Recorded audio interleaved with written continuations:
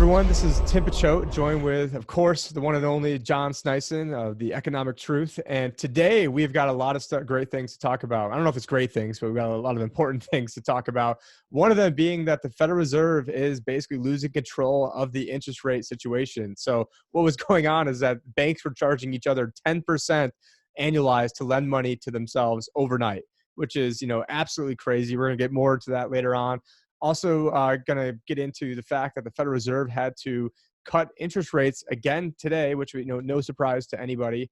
And they also said that they're expecting not to have to cut rates either the rest of this year or next year. And I'm going to call it fake news and say about a 0.01% chance of that actually being true.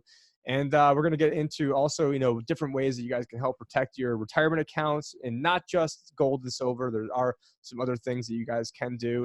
And then I'm going to get into some of the goodies from the press conference. I wasn't able to listen to all of it. I was doing some other work and reading through it, but did, get some pretty good gold nuggets from that. But, first I want to kick it over to John and see what his thoughts are when it comes to all this repo madness that is going on in the financial markets, and see what he thinks about that. So John, take it away. Yeah, no, I was listening to, of course, Jerome Powell at his live speech today, and they're trying to mitigate their risk by saying that they're constantly watching the economy, but they don't see anything that's a problem at all. But meanwhile, we got to remember back in December. I don't know if anybody remember that call that Steve Mnuchin had with all the top bankers when he was speaking with them about that there were no liquidity crisis apparently. But now we're seeing a liquidity crisis in the money markets, and it's not a good thing. It doesn't look good, doesn't it, Tim? And what we're seeing right now is a big problem with the Fed. It seems like they're literally losing control here. And when they are losing control of the economy, they're just shoved in. How much was it, Tim? There was it was 75 billion, and then there was what yesterday? I believe it was like around 50-ish yesterday, and then 75. I'm going to try to fix my mic, so I'll let you take it over. Yeah, so that's $125 billion that you're looking at in new stimulus into the money markets to keep them afloat. And this is the first time the Fed has actually intervened since the money market crisis. And what is also interesting at the time is there's a unknown fund that will me and Josh and Rob Kirby and others have actually talked about it and exposed it, which is called the Exchange Stabilization Fund. Remember how they were blaming the Chinese to manipulate their currency? Meanwhile, they have their own Exchange Stabilization Fund, which actually, if you go and search it up, it tells you exactly what it's used for, and it's used to keep the currency stable. Of course, that's what it is. But the Exchange Stabilization Fund, back in the 2008 crisis, if you go and look at their auditable statement that I did for our, you could go and look it up. It's a huge expose on the whole Exchange Stabilization Fund and exposing, the secrets behind it. In 2008, they actually had a massive credit line, the ESF as well, out to the money markets to try to stabilize the money markets. And what you're seeing now currently is, who knows, maybe the ESF is back in the game, and they have reopened that credit line that they had to stabilize the markets. And of course, we got to remember that with this comes a lot of questions, and there was some questions, but there wasn't any real good questions, because the mainstream media was at the press conference that Jerome Powell held, and they were just asking dumb questions like, how can we continue to manipulate the economy, basically. That type of question. There was actually just one question that really questioned. We've seen this in 2008. Are things okay? Like, are we seeing a healthy world? He was trying to blame, of course, the only risk that's out there is the trade wars that's going on. But nobody is talking about the actual risk of mass amounts of debt in the economy, talking about the corporate debt, the student loan debt, the credit card debt. It's not only the United States, it's debt all across the world. The ECB just reopened their purchase programs of debt. And of course, this is a underlying huge issue that we're not really paying attention to. And of course, we covered here as some of the first people actually, Tim, we covered how the Fed actually has increased its balance sheet again. And that have happened. And now, of course, the current balance sheet is back up to, as of August, this is August 14th, so it's not completely current numbers, but that is at $3.744 trillion. So you're seeing that the Fed is getting back into mode of printing a lot more money. And this time, you printed, the balance sheet increased from about 800 something up to 4.4 trillion. What is it going to take this time, to keep the bubble afloat? Is it going to be looking like, if we were to use that logic, you would have to increase the balance sheet, to maybe close to $40 trillion, and think about all the currency that needs to be printed for that, and maybe you'll get the markets. It doesn't seem like they're doing too much though, Tim. This is the interesting thing. You're seeing the Fed is cutting the interest rates. They're going and intervening in overnight lending because overnight lending got out of hand, and it was showing signs of a liquidity crisis that doesn't exist according to Steve Mnuchin. But I think there's something there that all this printed money, no matter how much you printed, it doesn't seem like it's that liquid to move around in the system. And of course, with the bankers, struggling to lend money to people as debt is oversaturated in the markets, I think we're in for a dangerous cocktail here. And not to, of course, mention I was talking about the corporate debt. That, of course, the ECB is buying lots of. What about the collateralized loan obligation derivatives that's laying on top of that? And what about the credit default swaps? That still is being used. I just recently watched again with my dad. My dad was over here for the first time in 10 years. The first time I've seen him in 10 years over in Canada. So, but we had a lot of discussions about the money and the economy, and we watched, of course, The Big Short together. And then again comes the questions, are we there? Is this going down right now? As we've seen those tremors that didn't happen since, 10 years ago, a little over 10 years ago now, when the Fed actually had to intervene heavily in the money markets to save the global economy as the liquidity just dried completely up, Tim. Yeah, and a lot of crazy stuff going on. I do apologize that it seems like there is some audio problems. Hopefully, we got things. Actually, you know what? Looks like you can probably hear me, but no one else can. So I don't know, John. You want to take it over a little bit more while I try to fix this again? Yeah, that's okay. Let me just go into here and look at some of our questions that we have here. Guys, let's see what you guys are up to here. Holy smokes, there's a lot of and thanks again, Rainy Steps, as last time you donated. Really appreciate your super chat there. Let me just go in and take a look here. There's lots of chatter. Of course, everybody's saying end of Fed, which I totally agree with. It's a communist entity that's not really doing anything good. It's just manipulating the economy, creating mass amounts of bubbles and turmoil around the world, and killing people with all of their money printing. Let's see. Yeah, somebody's saying you should YouTube The Creature from Jekyll Island. Of course, you definitely need to YouTube that and buy the book of The Creature from Jekyll Island, really understanding how the Fed got created.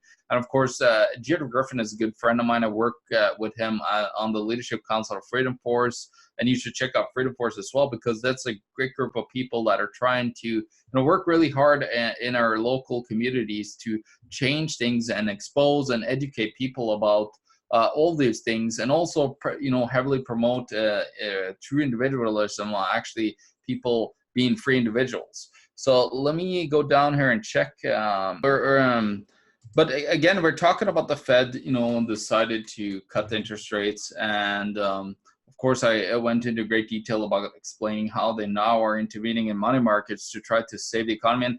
And the overnight repo rate is basically where everybody's lending money on a very extremely short-term basis, and that just got out of hand. I think Tim went all the way up to about 10% or something, I believe, right? Yeah, it was all the way up to 10%, and some reports say 8, but whether it's 8 or 10 is really immaterial. And yeah, I'm still not working, so let me try to figure this. So Tim is saying 10% that it went up to the overnight repo rate, and that versus the current 2% it's pretty crazy. It's pretty insane that they had up to 10%, and it seemed like it was going to actually come to a massive liquidity squeeze. Of course, the Federal Reserve comes in and prints a whole bunch of money, $125 billion worth of money trying to save the whole economy here. That's basically what they went in and did. They trying to save the corporations, the banksters, that are doing overnight lending in order to keep the economy afloat. But that just shows you how vulnerable the economy is, as you see the issues that you're getting with those short squeezes that could happen, and those out of hand movements that we just had, and it's really interesting how the Fed seems to really having an issue, really starting to lose the control of the economy, and that is pretty interesting to see. So listening to of course what's his name, Powell's speech, it's pretty laughable. It's just basically like Ben Bernanke all over again, coming out and saying that, oh yeah, everything is wonderful, there's no problem in the economy at all, we're doing great, and we're not seeing any issues. Of course, that's I think there's some issues there. That's just my opinion. Of course, I'm not a PhD in economics like these guys over there at the Fed, but I think I have a little bit of a thought that there might be some issues here that we're seeing, especially with the underlying debt problem that's in the corporate sector in the United States, and with now, of course, it was the FedEx today had some serious issues in their stock. They had a drop of 13% today in their stock. So they were seeing some supply issues around the world. And as you see, it's not just the United States, but it's global growth that are substantially slowing down in the world economy. And with the global growth slowing down, you're really seeing this whole debt bubble come into fruition, because when debt is not accumulating at a certain pace, to keep up with the 2% inflation, and if you get a deflating debt where you have bankruptcies and people can't pay their debt, now that is of course the worst nightmare of these PhD bankers over there at the central banks. Actually, I want to see. Hopefully, you guys can hear me. Damn it! It's still not working. But you have even guys like what's his name? Jim Cramer said that this was the most disastrous earnings call that he's ever heard in his life. Or it says it's most disheartening call about the economy I've ever heard in a very long time, and they still can't hear me. So and what Tim's saying here is that Jim Cramer came out and he said that it's probably one of the most disastrous earnings seasons that I've seen in his history, as yelling and screaming on TV. So you're seeing a lot of people, and even people that are okay, Tim, it says that my audio is off now. Okay, there's a lag, so as I'm messing around with things, it's yours is okay. Mine's not. Okay, so but what we're seeing is a serious issue in the global fiat currency economy here. You're seeing nations like there's nations like, of course, in Argentina. You're looking at, of course, we talked about how the U.S. now is, and Trump was talking about doing, 50 to 100-year bonds, same with Argentina. These are not doing very good. And of course, with all these issues, and of course having some of the top people coming out in the whole economy, with the hedge fund owners out there, you got some serious guys talking that maybe you should look at gold as a wealth insurance and investing in it. Well, they say investing in it. They don't talk too much about the wealth insurance aspect that you need, and we need to seriously get and look at what's happening in the economy. Yeah, and even guys like even guys like Ray Dalio were talking about that. And I think I finally fixed what the problem was. I had two mics selected before, Yeah. and then I had no mic. So if you guys can leave something in the comments if you can hear me. It looks like it's coming through on my end, so I greatly apologize. And we're going live to several different places. So I mean, if you were just to go live to YouTube, not a big deal at all. I mean, anyone can figure that out. But if you're trying to go live to Float, to I've got two different YouTube channels, to a Facebook group, Periscope, all Twitter, all these different places at once. It makes things substantially harder, and do apologize, but there's really no way to, when John isn't on, I'm testing it and it works fine on my end. And then as soon as he comes on, then all of a sudden, Wirecast changes stuff. So yeah, I mean, anyone can go live just to YouTube, but we're trying to go to different channels. I mean, so people always want to complain about, we need to get off YouTube, but then, Josh has like 300 people following him on BitChute, and I've got like 45 on BitChute, and people aren't willing to go there. So I'm one of the few people that's trying to stream to all these places. So I do apologize, but taking action and being one of the early people doing this stuff, it's not easy. So I do apologize. But yeah, that quote from Kramer was, FedEx holds most dispiriting call about the economy I've heard in a very long time. And so that's coming from Jim Cramer, who's basically a perma bull, always optimistic. But one of the major things, so one of the shows that I've been on recently was Free Talk Live. It's the first show in America to start talking about, or probably in the world to start talking about Bitcoin back when it was worth pennies. I mean, that's how Roger Ver found out about Bitcoin, was through this show. And when they had me on in February of 2018, I said that I was at Acapulco to help try to talk about the ongoing financial collapse. And Ian, the host, said, what do you mean by that? Or what's going to be one of the triggers? And I go, well, one of the triggers, the very first thing I said was, it's when the Fed loses control of interest rates. And ultimately, they should lose control. You should have market dictating rates. So I'm not advocating there should be a Federal Reserve. And when John was plugging The Creature from Jekyll Island, I was trying to say, and if you guys do, get a book and you guys ship it to G. Griffin and pay for shipping and handling, or go see him at one of the many conferences he's at, which is what I did, you can get your book signed. So I would definitely take advantage of that. But document the ongoing financial collapse as it occurs. So what kind of collapse are we talking about here? Are we talking about the collapse of the U.S. dollar? I think ultimately it leads to the collapse of the U.S. dollar, because right now the Federal Reserve is in a rock and a hard place. That's of their own doing, so I don't feel sorry for them at all. But there's really three things they're trying to save.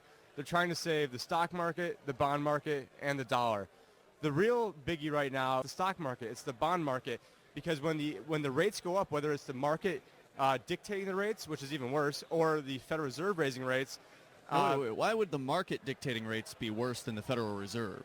Digress a little bit, but what we saw with the Fed losing control of the interest rates, if they can set a Fed funds rate of 1.75 to 2%, which they just did, but if the market says we are only going to accept X, or if you're a bank and you're like, well, hey, I'm not going to lend to Deutsche Bank because Deutsche, allegedly, if they need a bunch of money, then you're not going to get it at any cost. And now some of the factors that they were trying to say caused this were things like, it's end of the quarter. And so companies have big tax receipts. Well, I mean, everybody knows that's coming up. I mean, that shouldn't be a big surprise to anybody. I mean, another theory could be that there was several banks or institutions or funds that were on the wrong side of the oil trade. And so all of a sudden, Monday night or Sunday night, oil goes up 20%. And if you were short oil or had the, you're selling different contracts, and all of a sudden, your position blew up and you're in need of money. If you have to have a certain reserve requirement, whatever money you can get it at is the cheapest amount. So if you need to have this and you've got to go up to 10%, you're only doing that for desperation. So it's amazing that banks will lend out money for 30 years or the government will lend out money 30 years for, basically nothing. But yet, when it comes to lending money overnight, they're at one point got up over 10%. And so it just shows what a fragile and broken system this is. But what this ultimately means is that now the Federal Reserve, this is only, the first salvo in many. That next step is going to be, printing more money. I believe Jerome Powell did even hint at that. And I think his quote, very Orwellian. Of course, he doesn't come out and just say we're going to print more money. But what he says is, and this is a quote, "It is certainly possible that we'll need to resume the organic growth of the balance sheet sooner than organic growth." Like, it's pressing a bunch of buttons on my keyboard is somehow making this organic growth. I mean, it's just such a... Hey, Hey, Tim, sorry to interrupt you, but organic growth for the Fed is like talking about selling, organic food to you, and which is laden with pesticide. That's what organic growth is to me. What the Fed Yeah. is talking about. Jeffrey Epstein was organically getting, 12-year-olds to massage him, or just organically. I don't know how it was happening. Another funny, there was a ticker at the bottom of CNBC, and this is on Zero Hedge, where it goes, Powell, funding pressures have no implication on monetary policy stance. I mean, what is he smoking there? That you have, maybe he's not smoking, a vape anymore, because, you're not allowed to do that. And, he's probably up there in Washington or New York, nanny state. But he's trying to say that that funding pressures don't affect monetary policy. I mean, is this like some sort of joke? And I didn't get to listen to I only got this tiny bit of the press conference, like probably 5% of it. So I don't know, if anybody else called him out on that. I doubt they did. But this is the opening shot of what is going to happen. And I can't even believe we even got to the point where, let's back things up to last year around this time, or it was like October 3rd of last year or 4th. You had Jerome Powell said we're on autopilot. We're going to keep having $50 billion a month going off our balance sheet. And I was out here on several podcasts, several. I've got, if you guys head to my YouTube channel, I've got I'm spoofing Peter Schiff, and I made a Tim Picciott was right video with all the proof of different things that I've talked about, which is, crazy ridiculous, of some of the things that I've said that have come true. And when it comes to the Federal Reserve, I'm like, how are we going to finance a $1.2 trillion deficit, which is, going to be $100 billion a month?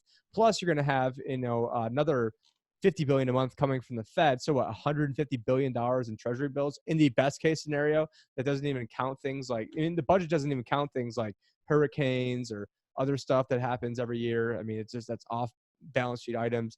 And so I'm like, so now we go from the standpoint of we're going to sell $50 billion a month to now we're going to inject $70 billion overnight. I mean, at that, can we take a victory lap on this? That, that we were calling this absolutely correct. And they go, complete opposite. I mean, not only they can't even get away with not even selling money, they're selling bonds, and now they've got to inject $70 billion overnight. Excuse me, but it's just absolutely insane, the trajectory of where things are going. And this is in the boom times. This is in the best economy in the history of the world, supposedly. And, obviously, people that are watching this right now know that that's BS, know that that is the case. And so what I'm thinking is the rates are going to be going back down to zero. Eventually they're going to be underneath zero. And then, which, I think actually Trump had a tweet today that said something like, what a weak press conference by the Fed, clueless, they lack vision, they lack communication. Well, guess what? Donald Trump, you're the one that put him there in power. And the day he did, I came on the podcast saying that he was probably one of the worst people you could have put in there. And why are you listening to people like Steve Mnuchin, former Goldman Sachs, and why are you listening to Gary Cohn, who's a big carbon tax Hillary supporter, who is one of your top he was the top economic advisor. So it's just absolutely crazy, the stuff that's going on. I mean, it's like, I know I sound like a broken record saying things are absolutely crazy, but the fact that, you have the overnight lending rate got up to 10%, and then it's basically 3 nights in a row. I mean, and this is, absent what if the Fed didn't step in, where would things go? I mean, this could be another Lehman type event. So what I think is going to happen now is you're going to see Donald Trump probably starting more trade war tensions to then, F things up more, to then force some sort of event to then justify having more quantitative easing. But what I will point out that you also have, about a week or two ago, you had the Fed's balance sheets actually increase. So, I didn't hear any announcement of quantitative easing yet. You had the balance sheet increasing, which is, I think very important to note. And one thing that John and I did not get to talk about a couple of weeks ago, because we ran out of time, I just want to, get that out there now, is that the former New York Fed head, I believe it's Bill Dudley, actually, wrote an op-ed talking about how the New York Fed and the Fed needs to basically sabotage Trump and not do anything to help him out. So the fact that they are like forced to do this they don't want to do this. I mean, they're being forced to do this. And I mean, that's something else that I saw a mile away. But for those of you who don't know, the New York Fed is the most powerful Fed branch. They basically run the show. And I'm not looking at any notes here right now, but I believe, what is it? Is there 4 rotating members of the FOMC plus the New York Fed, or does the New York Fed make it 4? But either way, it's 4 or 5. New York Fed has a permanent seat on there, And basically, who's ever at the helm of the New York Fed is basically the real guy running the show, not Jerome Powell, not Ben Bernanke. They're the real shadow puppet master, who's taking Wall Street's orders, which during the financial collapse, which we actually are pretty much, this is the anniversary of the financial collapse, was 3 days ago. So that happened 11 years ago when Lehman Brothers went down. I know because it was my interesting thing how it just started to inject money right after the anniversary. It's almost kind of hilarious. Happy anniversary! I got you 75 billion. Yeah, exactly. You gotta give some to the bankers to remind them how great of scammers they are, Tim. What's funny? We got talking into negative interest rates here, and there's somebody that mentioned somebody needs to make a video explaining the logic of negative interest rates. Well, actually, there is zero logic, as he kind of says himself, Biddletube. But what's interesting though is I actually predicted negative interest rates, and I saw that negative interest rates were happening, and actually my book here, The End of Freedom: How Our Monetary System Enslaves Us, that came out in 2015. Let me just say a little bit about here that what I said here. John is passionate about teaching people about how monetary system is deemed to fail and how we can protect ourselves from the certain failure. He predicted the quantitative easing from central banks around the world that will create eventually deflation, but he also is seeing that in a panic, this might also cause a hyperinflation by the programs that they have. He also predicted the move by Switzerland, Denmark, Sweden with negative interest rates, and the many rate cuts that will pursue, because like here actually I talk about the future, many rate cuts that will pursue around the world, and not interest rate hikes as many experts have been calling for. So actually this is my 2015 book where I've been saying exactly what has happened now, and you're seeing that this is very predictable, because of course, first of all, they've written papers upon, calling for negative interest rates, not, 0.65 or 0.1% or whatever they have, different central banks. No, they're calling for -4, -5%, but they also need a cashless society in order to pull that off, because if we went to -3 or 4% or 5% now, everybody would pull their money out of the banks, their physical money, and then when they pull the physical money out, as I've shown with my cash to deposit ratios, that's a serious issue. That there's the cash to deposit ratio is next to nothing in most of the banks worldwide that I looked at, and I looked at all the biggest ones, and then also the Canadian banks are just terrible. And they believe that they're just going to inject $150 billion in 2 days, $125 billion in 2 days, in just 2 days. Let that sink in a little bit, because nothing like that ever happened back in 2008. There was a $2 billion line of credit from the Exchange Stabilization Fund at the time, and now you're seeing a massive injection of $125 billion. But that's what happens with money printing. With money printing, you just have a lot more money, slushing around into the economy. And of course, the problem with this and what they're seeing is, and what Jerome Powell said in his speech today, Tim, is, they're looking at, increasing asset prices. That's their number one target, of course. And that is, floating more debt into the system, lowering interest rates so more people can get indebted to keep this Ponzi scheme alive. Because what a lot of people have said, and this brings me to my second book, Canada, the Greatest Economy in the World, ? They've been saying that,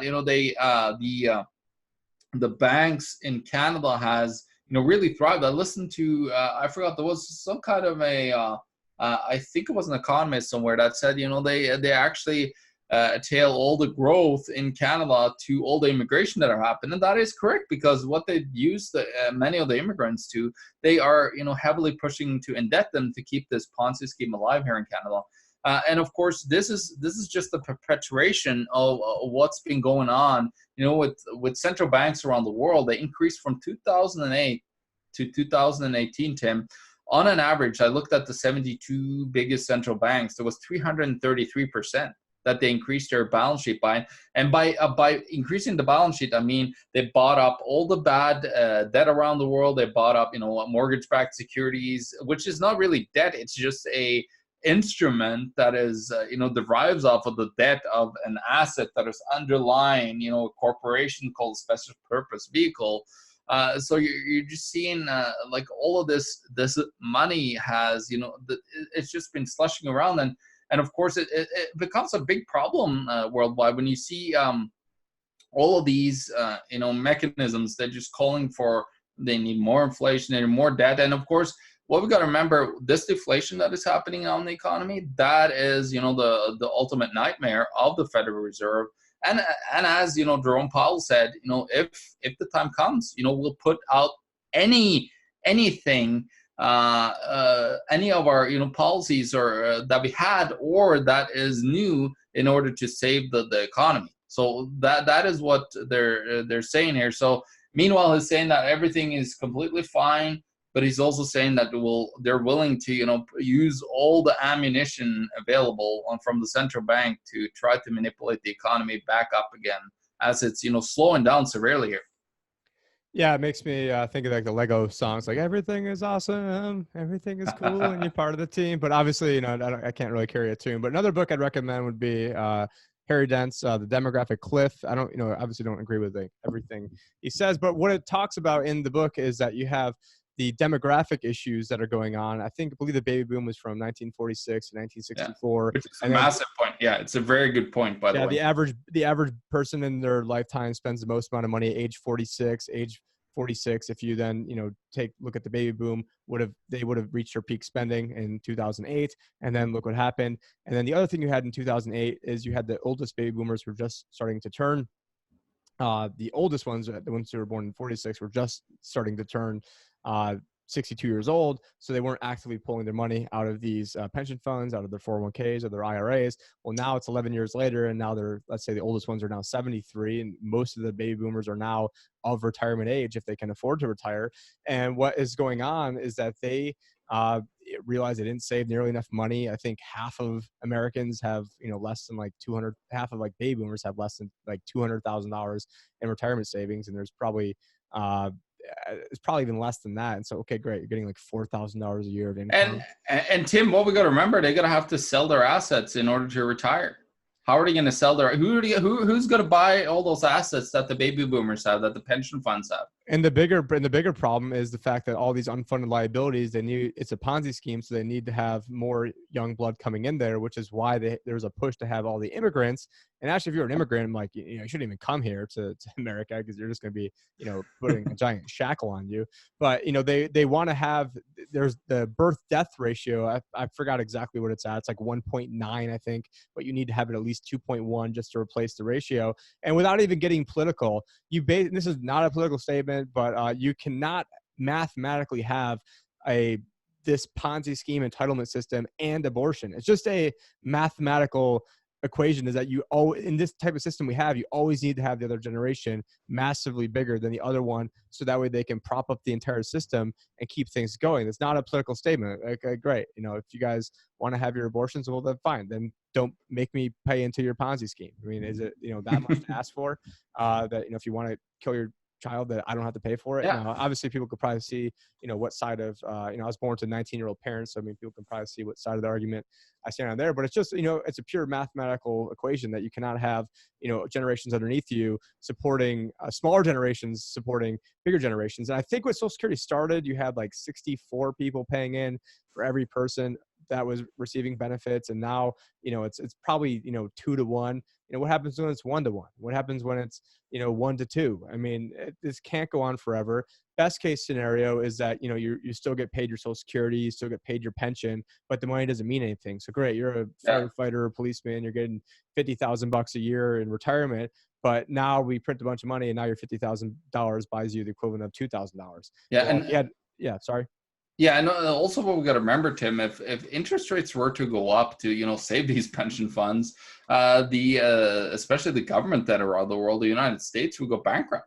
Well, the other thing, yes, I mean, they're damned if they do, damned if they don't. If the interest rates go up, what happens is the underlying bond acts like a teeter-totter. So let's say you have a 0% bond for 30 years, and rates go up 1%. The underlying value of that bond would then decrease by 30%. Rates go up 2%, it would go down, slightly by more than 60.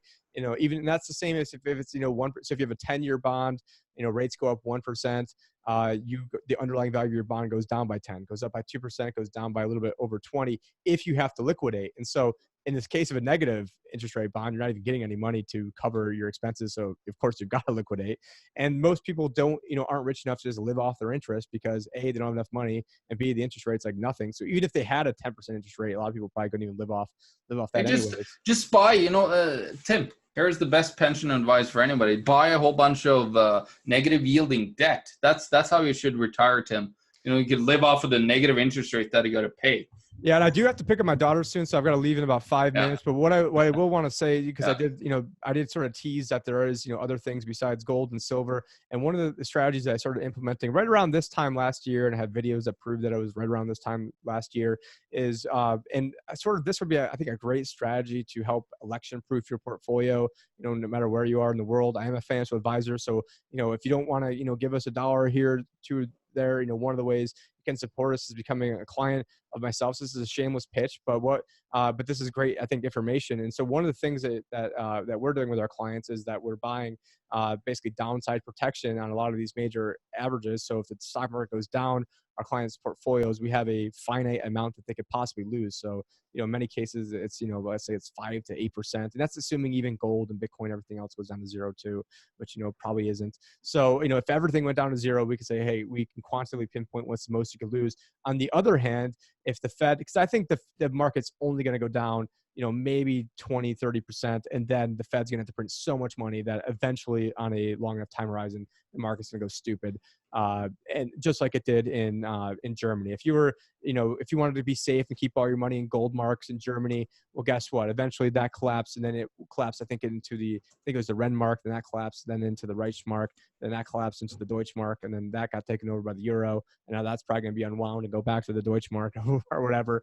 But if you want to be really, really safe and keep all your money in Deutschmarks or whatever the currency was of the day, basically you got wiped out 4 times in the span of like 20 years. But if you wanted to buy something like Mercedes-Benz stock in 1900, which they were around back then, the oldest car company in the world, that now your shares would just be priced in different currency units. So you were maybe still losing some of your purchasing power, but you still had an asset you're retaining versus just keeping money in the bank, keeping all your money. And, we have different strategies. So we have self-directed IRAs too, where people can do more advanced things with their retirement, like put a little bit of it into gold or crypto, maybe Airbnbs if that's your thing. And so I'm not saying I'm an expert in everything, but we allow you to become the expert in what you are the expert in.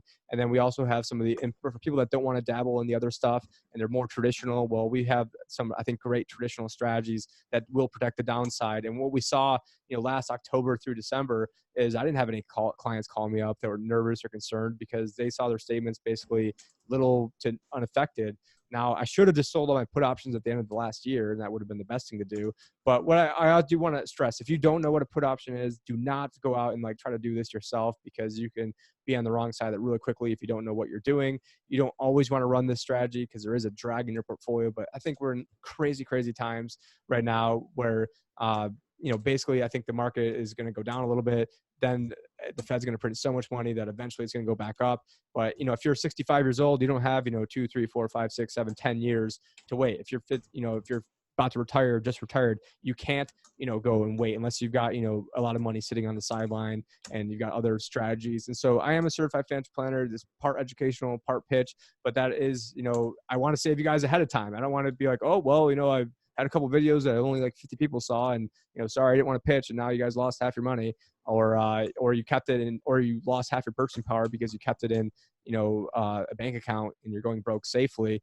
And which on the Federal Reserve's own website, you had the former vice chair of the Fed, Stanley Fischer, also I'll point out Israeli citizen, which why is an Israeli citizen on the board of the vice chair of the Fed, which I would say that about any citizen of any country outside of America.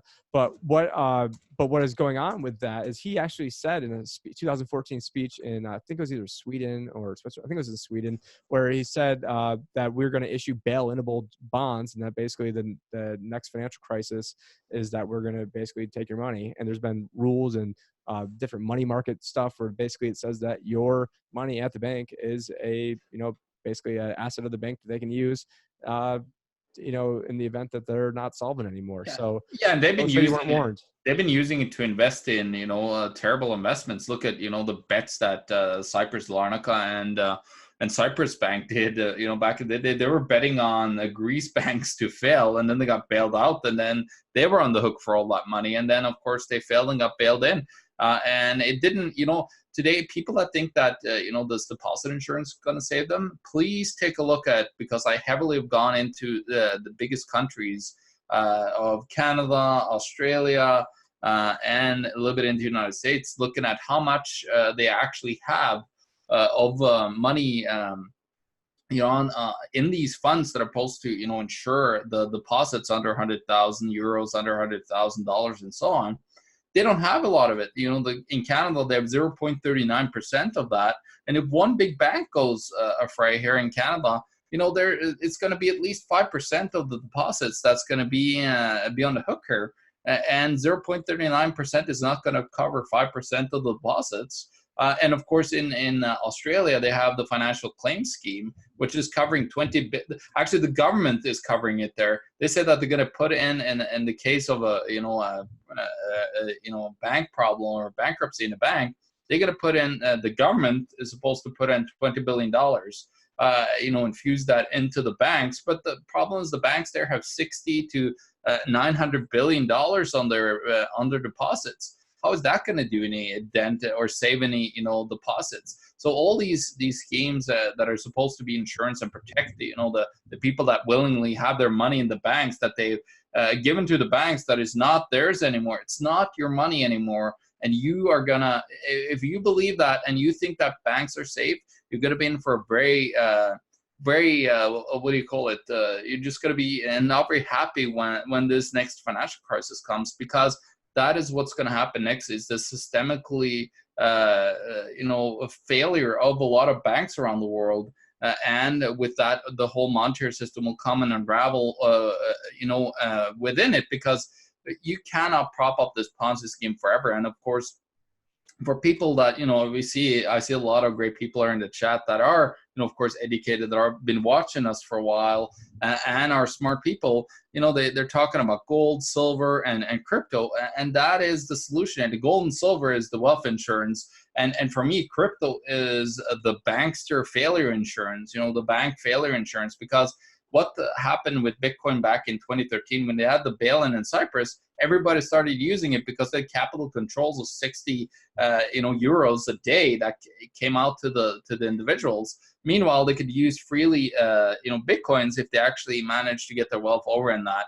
And that way they were able to kind of keep the economy a little bit afloat, instead of so they let you take out $22,000 a year is their limit. And I do see a lot of great comments in here, but we got one guy in here who's like, hey, this guy is so short-sighted talking about Mercedes stock. He has no idea what is coming down the pipeline with economics or climate. I said, if in the year 1900, which means is 119 years short-sighted. I'm giving an example off the top of my head of a company that was around in Germany in 1900. So, do you have a better one?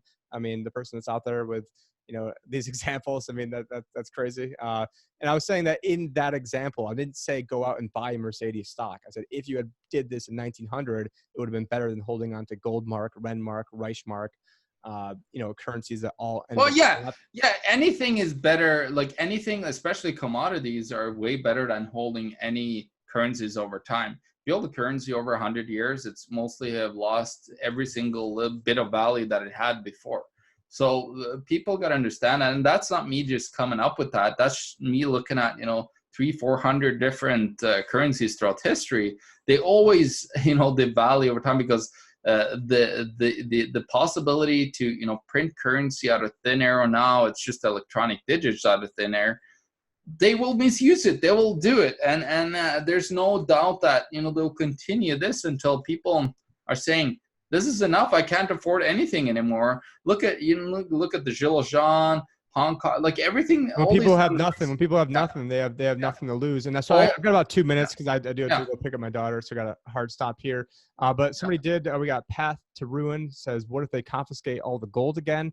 Well, then you got to make sure that they don't know where your gold's at. And then I also think that is less likely to happen just because in 1933 we were still on a gold standard technically until And not a lot of people actually gave the gold in though. That's the thing as well. You got to remember that, and even they had this in Zimbabwe too, Tim, where they, it was penalty by death or something in Zimbabwe if you use gold and silver. People didn't listen. They used gold and silver because nobody gives a shit about the government. When things hit the fan, people are hungry. They will do whatever it takes to, That's why I'm glad I'm in Arizona and Josh is in, in Vegas, where heavy gun culture. Actually, gold and silver is actually legal tender here.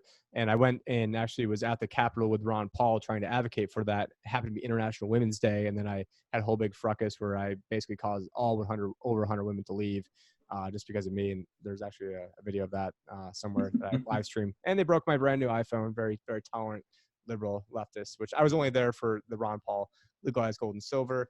But yeah, I think it's just easier this day and age for them to print a bunch of money. They didn't in 1933. They could have never envisioned what's going on today when they did that. Yeah. So I mean, and they created the Exchange Stabilization Fund with that confiscated money.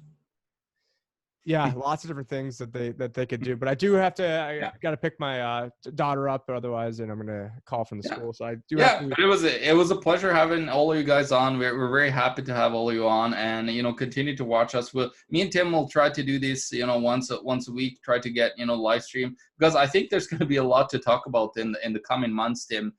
So we gotta give you the real insights here of what's happening, the insights and mechanics of the whole world economy, and try to make sense for you and help you in a way so you could protect yourself a little bit better about what's actually coming down the line here. Yeah, definitely. And then, make sure too that, we're going to try to see if we can have this standardized, that we'll do this Wednesdays at 6:00 Eastern time. If that ends up, working out is what we're going to try to shoot for. But, as things, dematerialize and get worse and worse and worse, check us out on those other platforms. I'm going to start using Instagram more. I'm still trying to figure that out, but, we've got that going on. I mentioned Flow. I'm not using it as much, but, I am, trying to push that as well. BitChute for all the archiving. And different, and just text number 2 below. I've got my free ebook there, so not there to spam you guys. It's backup method of communication to be able to get the information out, because we can't basically Josh had 500 people unsubscribed the other day on his video about people that were unsubscribing. So it was sort of crazy, but I do have to go. Hard stop. Yeah. Definitely appreciate everybody that's out there for putting up with all the stuff that was going on with the live stream. It's not easy trying to do everything live and control the things yourself and shoot out to all these different places. And it's got 3 TVs and Zooms and all sorts of other stuff. Is crazy, but do appreciate it. It will keep getting better. I'm Picciott, and this is John Sneisen, and we're World Alternative Media. Find the truth. Be the change.